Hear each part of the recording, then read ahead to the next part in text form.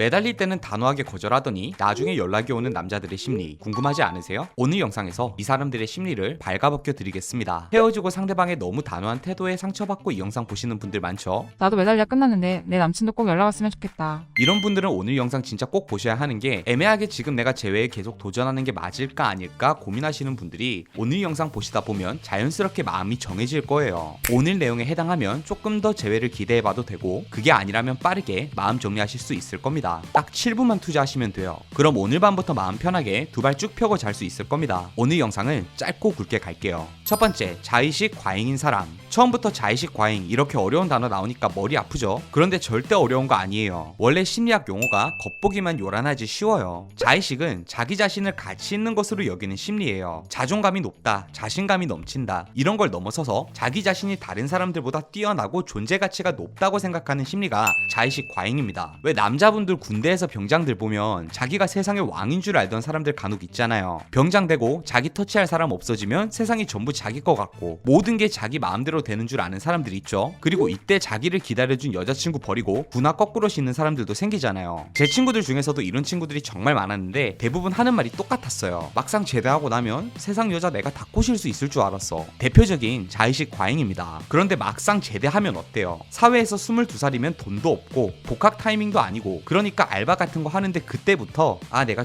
X밥이구나 이걸 깨닫습니다. 자기 생각만큼 사회건 여자건 인간관계건 자기 뜻대로 안 되니까 그때서야 슬슬 나를 기다려준 전 여자친구가 얼마나 고마운지 깨달아요. 꼭 이게 갓 제대한 군인들한테만 해당하는 게 아니거든요. 언제든지 얼마든지 누구한테나 이런 일이 일어나요. 특히 누가 봐도 여자가 아까운 상황에서 남자가 여자한테 헤어지자고 말하는 경우가 있어요. 이때 남자 심리가 뭐냐면, 내가 이 정도 여자를 만날 수 있는 걸 보면 내가 그만큼 가치 있는 사람인가 보다. 근데 이 여자보다 더 잘난 여자도 만날 수 있지 않을까? 이렇게 객관적으로 잘난 점은 아무것도 없으면서 나 정도 레벨이 되는 여자를 만나봤다는 이유로 근거 없는 자신감을 가지는 겁니다. 그래서 이때 우리가 아무리 붙잡아도 절대 붙잡히지가 않아요. 일단 자기 머릿속에서 자기의 셀프 평가는 나보다 가치가 훨씬 높거든요. 그러다 시간이 지나면 천천히 객관적인 자기평가, 메타인지가 되면서 그제야 슬그머니 전 여친한테 연락하는 겁니다. 여담이지만 그래서 20대 초반 여자들한테 남자한테 간이고 쓸개고 다 퍼주는 연애 하지 말라는 게 일리성 있는 말인 이유가, 이때 만나는 비슷한 연령대 남자들은 자기 자신의 가치를 잘 모르기 때문에 쉽게 자의식 과잉이 오기 때문이에요. 적당히 잘해주고 적당히 잘 받아내면 자기 위치 파악하고 잘 유지할 수 있는 연애도 나는 진심이랍시고 잘해주다가 망치는 거죠. 연애를 잘하는 것도 중요하지만 영리하게 하는 것도 중요하겠죠. 두 번째, 막연한 미래에 대한 기대감을 가진 사람. 제가 개인적으로 위험하다고 생각하는 연애 중 하나가 첫사랑이랑 너무 오랜 기간 연애하는 거예요. 보통 20살이나 늦으면 24살 전에 아무것도 모르고 연애를 시작해서 5년 이상 장기적으로 만나는 커플들이 슬슬 취직도 하고 먹고 살만해지면 이별 위기가 와요. 어릴 때부터 만났고 이제 서로 헤어질 것 같지도 않고 이 정도나 만났는데 당연히 이 사람이랑 결혼한다고 생각하고 만났는데, 막연하게 생각할 땐 괜찮았던 결혼이 현실로 다가오면 겁이 덜컥 납니다. 와, 내 인생의 연애는 겨우 이거 한 번이야? 이 시기에 점점 상대방 단점들이 눈에 들어와요. 왠지 좀 남들보다 게으른 것 같고 자기 개발도 안 하는 것 같고, 이런 마음으로 연애를 하니까 갈등은 당연히 생기게 되죠. 이 갈등을 계기로 결혼은 보기만 해도 가슴이 두근두근거리고 이 사람 대신 죽을 수도 있겠다, 이런 사람이랑 해야 하는 거 아니야? 이 사람이랑은 결혼을 못하겠다, 이렇게 생각하고 헤어져 버리는 거예요. 이걸 인디언 옥수수 심리라고 해요. 어떤 인디언 부족이 성인식을 치를 때 청소년들을 옥수수밭에 데려가서 지정된 시간 동안 가장 큰 옥수수를 가져오게 하는데 왔던 길을 되돌아갈 수는 없는 거예요. 이때 많은 청소년 인디언들이 시간을 넘기거나 결국 아무 옥수수도 가지고 오질 못한다고 해요. 상대방 입장에선 내가 옥수수인 거죠. 지금 나라는 옥수수를 가졌는데 미래의 나라는 옥수수보다 더 큰 옥수수가 있을 수도 있다는 생각이 계속 머리에 맴돕니다. 그래서 다른 옥수수를 찾아 떠나는데 결국 다른 옥수수를 못 찾고 내가 가질 수 있는 가장 큰 옥수수가 바로 이 사람이었구나, 이런 걸 깨달으면서 돌아오게 되는 거죠. 세 번째, 단기적 이익을 참지 못하는 사람들. 요즘 연애 분야 핫 키워드로 픽업 아티스트, 레드필 이론, 이런 게 다시 떠오르고 있어요. 근데 저는 이 사람들 대부분의 결말을 알고 있습니다. 이성관계 중독으로 이혼을 하거나 자기들이 말하는 재벌 2세, 연예인, 이런 사람들이랑 결혼하는 게 아니에요. 심지어 강의료도 비싸서 꽤 소득도 높은데 경제적으로도 열악한 사람들이 많아요. 여기에 여기에는 과학적인 이유가 있습니다. 지능이 낮기 때문이에요. 이 말이 이 사람들을 비난하는 게 아니라 실제로 일반 지능이 낮을수록 눈앞에 있는 마시멜로를 참지를 못해요. 사람뿐만 아니라 동물들도 지능이 높은 동물들은 훈련을 통해서 잠시 뒤 3개의 바나나를 얻기 위해서 지금 당장의 바나나를 먹지 않도록 훈련할 수 있어요. 그런데 지능이 낮은 동물들은 절대 이런 훈련을 못해요. 우리가 일반적으로 지능이 높고 사회적 지위가 높은 사람일수록 바람을 필 확률이 높다, 이런 선입견을 가지고 있는데 사실 그건 그런 사람들이 바람을 필 환경적 기회가 많기 때문이에요. 오히려 같은 사회적 위치의 비교군으로 따지면 지능이 낮을수록 바람을 필 가능성이 더 높습니다. 여기까지 이야기는 지능의 역설이라는 책을 한번 읽어보시면 됩니다. 지능이 인간의 행동 선택에 얼마나 밀접한 영향을 끼치는지 알 수 있을 거예요. 어쨌든 이렇게 지능이 낮고 단기적인 이익을 포기하지 못하는 남자들은 당연히 관계 유지 능력이 떨어집니다. 근데 이런 사람들이 왜 연락이 와요? 왜냐면 연애를 포함한 인간관계는 소모성 활동이기 때문이에요. 감정이랑 에너지를 소모하는데 인간관계의 특성상 꼭 투자한 만큼 돌아온다는 보장이 없죠. 그러니까 어느 순간 나는 엄청 여자들과의 관계에 노력했는데 왜 남는 게 없지? 이렇게 현타가 쉽게 와요. 이럴 때 보통 예전에 나를 정말 사랑해줬거나 아무런 조건 없이 나를 품어줬던 그런 사람들이 얼마나 가치 있는 사람인지 깨닫게 되는 겁니다. 그때 연락이 오는 거죠. 그런데